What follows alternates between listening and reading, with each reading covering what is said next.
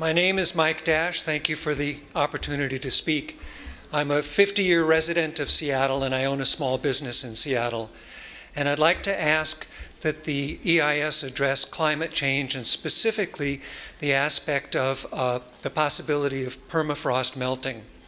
The reason that's significant is that if the permafrost begins to melt, there's a sort of tipping point that we can reach, which is as the permafrost melts, it releases carbon dioxide and other gases, which cause further warming, which then cause further melting of the permafrost.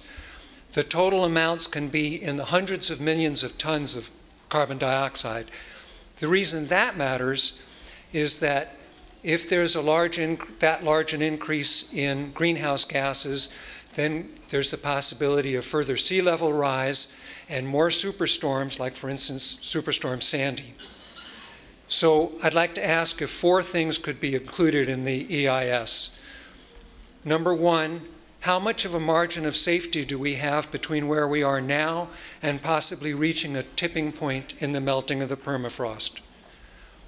Number 2, how much of that margin might be eroded or reduced by burning the coal that goes through Cherry Point?